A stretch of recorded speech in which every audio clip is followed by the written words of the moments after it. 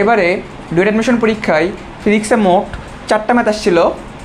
এগুলো আসছিল ভৌত পার্ট থেকে একটা, সাউন্ড পার্ট থেকে একটা, হিট পার্ট থেকে একটা, লাইট পার্ট থেকে একটা। তো এই 4টা ম্যাথেরই সলভ আমরা আজকে করবো, সাথেই থাকুন। প্রথম ম্যাথটা এবার আমরা দেখব। প্রথম ম্যাথে বলেছে কি দেখুন, একটি সেকেন্ড দোলকের দৈর্ঘ্য রাজশাহীতে 95 সেমি এবং চট্টগ্রামে 100 সেমি। কোনো বস্তুর ওজন রাজশাহীতে 95 কেজি ওয়াট হলে চট্টগ্রামে উহার ওজন কত হবে? তাহলে কি কি পালাম আমরা এখান থেকে সেগুলো লিখে নেই। দেওয়া আছে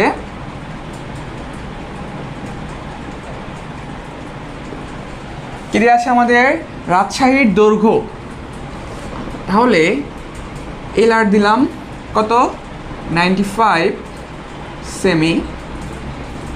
চট্টগ্রামকে যদি আমরা সি দ্বারা প্রকাশ করি তাহলে এলসি কত হবে? 100 সেমি। এরপরে রাজশাহী কি দেওয়া আছে?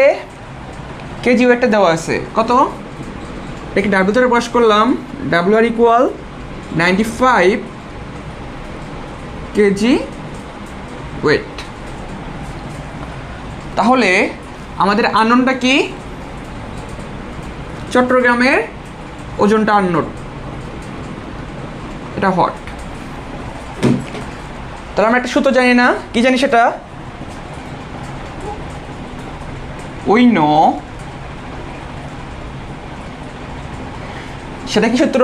যে দুইটার ওজনের অনুপাত, দুইটা প্লেসের ওজনের অনুপাত ইকুয়াল দুইটার দৈর্ঘ্যের অনুপাত।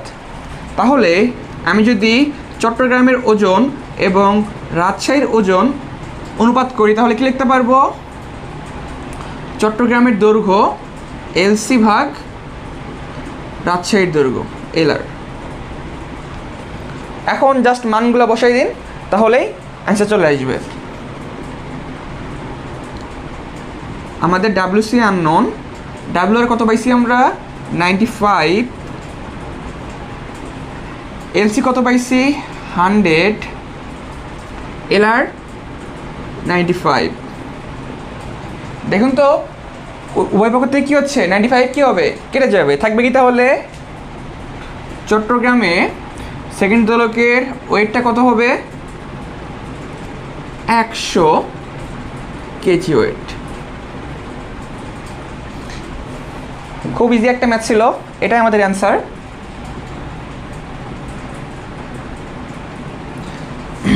তো এরপরে আমরা নেক্সট ম্যাথ দেখব। এখন আমরা 2 নম্বর ম্যাথটা দেখব। 2 নম্বর ম্যাথে কী বলেছে আমাদের? একটি অগ্রগামী তরঙ্গের সমীকরণ y ইকুয়াল 5 sin 200 πt বিয়োগ 1.57x।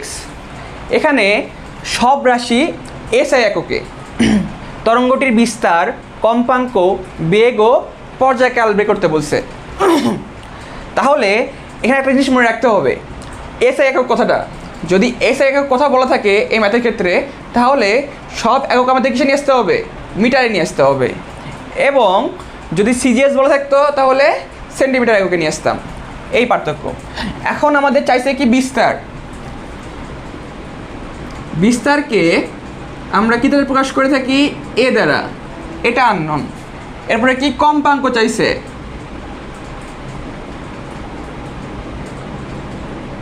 কম্পাঙ্ক কী দ্বারা প্রকাশ করা হয়? এফ, এটাও আননোন। বেগ ভি, এটাও আননোন। পর্যায়কাল যাকে টি দ্বারা প্রকাশ করা হয়ে থাকে, এই মানটাও আমাদের চাইছে। এখন এখান থেকে আমরা কি পাচ্ছি? একটা সমীকরণ পাচ্ছি তরঙ্গের। সেটা কি? y ইকুয়াল 5 sin 200 πt বিয়োগ 1.57x। তাহলে এটা আমরা পাইলাম, কিন্তু আমরা কি জানি? একটা আদর্শ সমীকরণ জানি না তরঙ্গের ক্ষেত্রে, সেটা কি? উই নো, কি জানি? y equal a sin omega t বিয়োগ 2π ভাগ ল্যামডা এক্স। তাহলে বলুন এখান থেকে এটার সাথে একটা সম্পর্ক করুন। বিস্তার কত হবে তাহলে? বিস্তার সমান হবে কত? 5।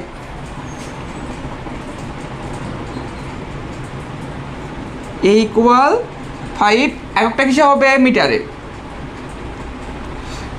এরপরে কম্পাঙ্ক বের করতে হবে। কম্পাঙ্ক বের করতে হলে আমাদের ওমেগার মান জানা লাগবে। তো ওমেগা সমান কত দেওয়া আছে? 200 পাই। তাহলে প্রশ্ন মতে ওমেগা ইকুয়াল 200 পাই। ওমেগা সমান আমরা কি জানি? 2 পাই এফ ইকুয়াল 200 পাই। এফ সমান কত হবে? 100। ফ্রিকোয়েন্সি একক কি হয়? হার্টজ। তো এফও আমরা পেয়ে গেলাম। একটা অ্যান্সার আমরা পাইছি, আর একটা অ্যান্সার পাইলাম। এরপরে কি চাইছে আমাদের? বেগ চাইছে, বেগ। তাহলে বেগের সূত্র আমরা কি জানি? বেগ ভি ইকুয়াল এফ ল্যামডা। আমরা কি ল্যামডার মান জানি? জানি না। কিন্তু আমরা যদি এখানে সম্পর্ক করে দেখুন, 2 পাই ভাগ ল্যামডা সমান কী দেওয়া আছে? 1.57। এখান থেকে আমরা ল্যামডার মানটা নিয়ে আসব। তাহলে কি দেখা যায়? প্রশ্নের মধ্যে কি দেখা যায়? এখানে 2 পাই ভাগ ল্যামডা ইকুয়াল কত? 1.57। তাহলে ল্যামডা সমান কত হবে? এটাকে নিচে চলে আসবে, এটা উপরে যাবে। ল্যামডা সমান হবে, এটা গুণ করলে হবে 4 মিটার। ল্যামডা মান কত চলে যাবে আমাদের? 4 মিটার। তাহলে ল্যামডা যদি মান পাই, ফ্রিকোয়েন্সির মান তো আমরা আগেই পাইছি, তাহলে বেগ পাবো না? ফ্রিকোয়েন্সি 100, ল্যামডার মান কত পাইছি আমরা? 4। কত হবে? 400। একটা কি হবে? Metre per second. এটা আমাদের অ্যান্সার। এরপরে আমরা লাস্ট দেখব, সেটা কি? পর্যায়কাল। পর্যায়কাল কি? টি।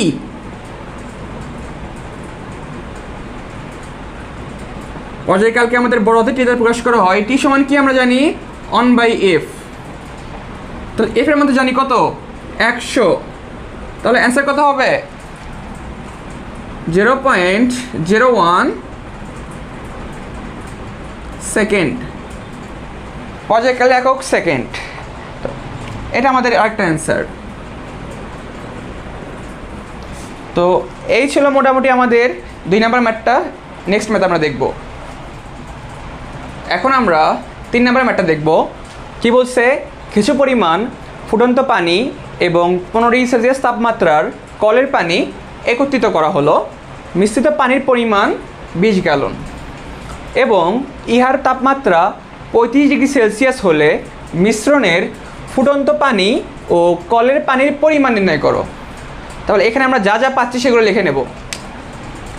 কি দেওয়া আছে?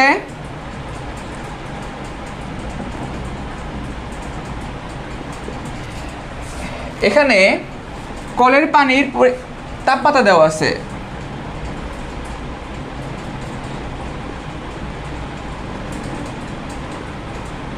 কলের পানির তাপমাত্রা কত পাইছি আমরা? 15 ডিগ্রি সেলসিয়াস। এরপরে মিশ্রণের তাপমাত্রা দেওয়া আছে।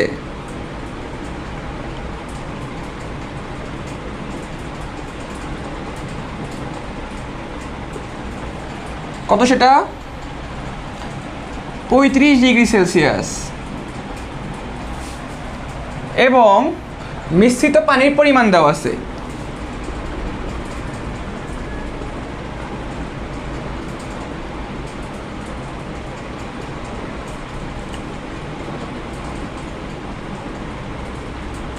কত দেওয়া আছে আমাদের? মিশ্রিত পানির পরিমাণ 20 গ্যালন।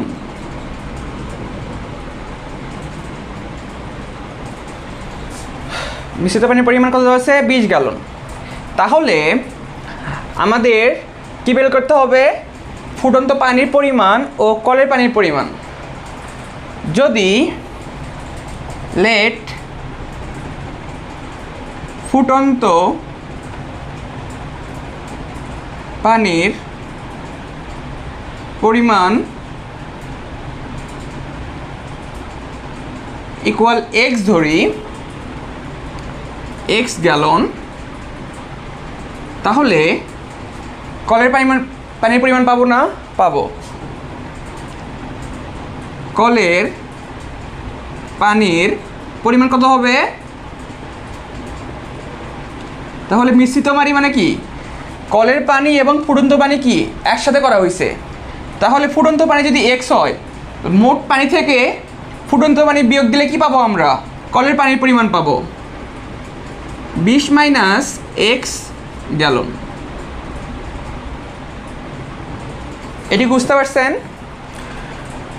ফুটন্ত পানি এবং কলের পানি যখন একসাথে করা হয়েছে, তার মানে এখানে কি হয়েছে? তাপের আদান প্রদান হয়েছে। তাপের আদান প্রদান যেখানে হবে সেখানে কি হবে?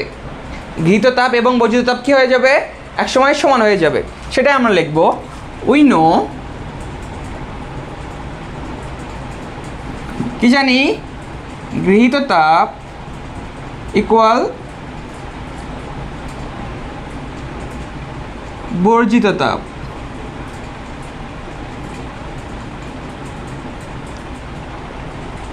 আচ্ছা বলুন তো, এখানে তাপ গ্রহণ কে করছে? কলের পানি এবং ফুটন্ত পানি তাপমাত্রা কার বেশি? অবশ্যই ফুটন্ত পানি তাপমাত্রা বেশি। তাহলে সে কী করবে? ত্যাগ করবে, তাপমাত্রা ত্যাগ করবে, এবং কলের পানির সাথে কী করবে? গ্রহণ করবে।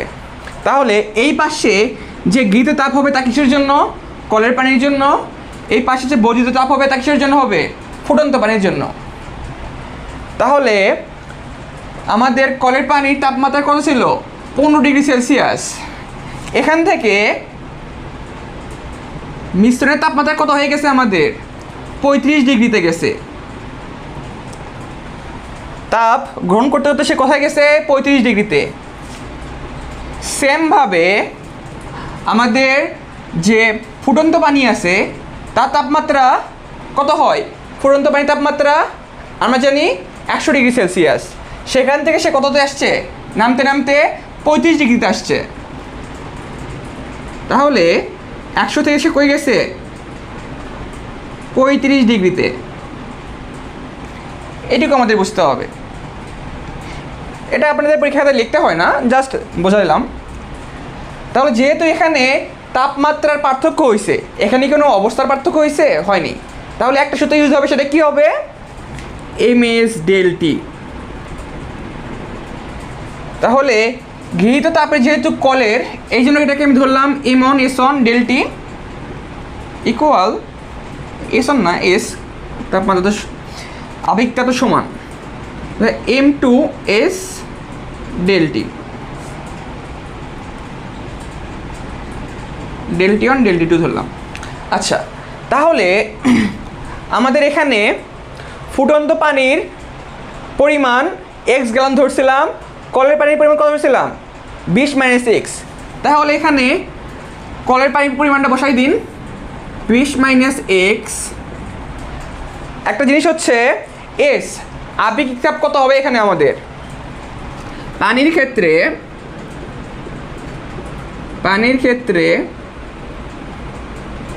আপেক্ষিক তাপ কত হয়? 1 হয়ে থাকে। পানির ক্ষেত্রে আপেক্ষিক তাপ কত? 1। তাহলে এটা 1 এস এর মান। ডেলটি কত হবে? ডেলটি হবে আমাদের, যেহেতু 15 থেকে 35-এ উঠছে, যেটা বড় হবে সেটা আগে লিখবো, 35 বিয়োগ 15। ডেলটি মানে তাপমাত্রার পার্থক্য। সেমভাবে বর্জিত তাপে কি হবে? ফুটন্ত পানির পরিমাণ কত? এক্স। এস কত হবে? যেহেতু কলের পানিও পানি, ফুটন্ত পানিও পানি, তাহলে এটার কত হবে? 1। ডেলটি টু কত হবে? যেটা বড় সেটা আগে, সেখান থেকে কত হবে? 4টা বিয়োগ 35। আমরা যদি এটা ক্যালকুলেশন করি তাহলে এক্সের মান কত পাবো? ডিরেক্ট এক্সের মান পাবো আমরা 4.7 গ্যালন।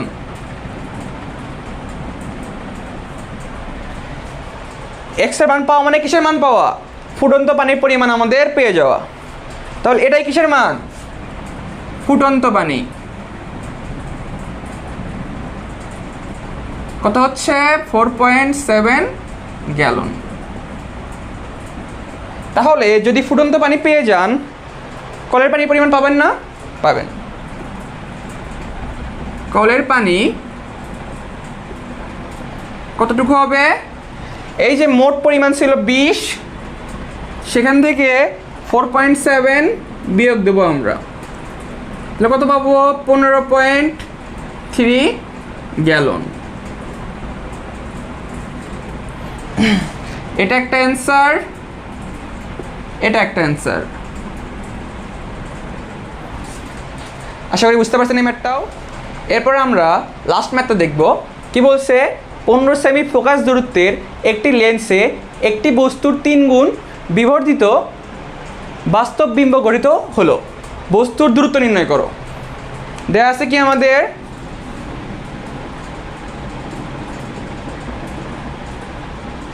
দেয়া আছে বিবর্ধন কত? 3, যাকে আমরা এম দ্বারা প্রকাশ করি, সেটা কত? 3। চাইছে কি আমাদের বস্তুর দূরত্ব। বস্তুর দূরত্বকে আমরা কি দ্বারা প্রকাশ করতে পারি? ইউ দ্বারা।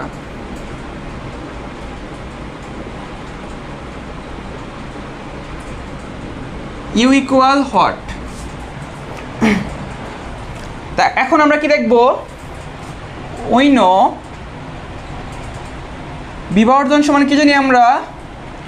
প্রতিবিম্ব ভি বাই ইউ, মানে বস্তু দূরত্ব, প্রতিবিম্ব বাই বস্তু দূরত্ব। এম কত আমাদের? 3, ভি বাই ইউ, তাহলে প্রতিবিম্ব সমান কত পাচ্ছি আমরা? 3 ইউ। আবার কি জানি? 1/f equal 1/u plus 1/v। আচ্ছা, আমাদের এখানে ফোকাস দূরত্ব দেওয়া ছিল। ফোকাস কত দেওয়া ছিল আমাদের? f equal 15 semi. তাহলে ফোকাসের মানটা বসাই 1/15 ইকুয়াল 1/u প্লাস ভি সমান কত পাইছি আমরা এখানে? 3u, 1/3u। এখান থেকে আমাদের ইউ এর মানটা কত হবে? ইউ এর মানটা হবে আমাদের কত হয়? 20 সেমি। তাহলে বস্তু দূরত্ব কত বাড়লো আমাদের? 20 সেমি। অতএব বস্তুর দূরত্ব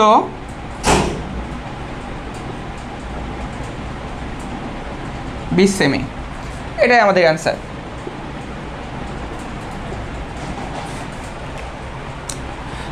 এই ছিল আমাদের আজকের মোটামুটি ক্লাস। আপনাদের যদি ভিডিওটা ভালো লেগে থাকে অবশ্যই আমার চ্যানেলটাকে সাবস্ক্রাইব করতে পারেন। যদি ফেসবুক থেকে দেখে থাকেন অবশ্যই ফলো করবেন। ধন্যবাদ। আসসালামু আলাইকুম।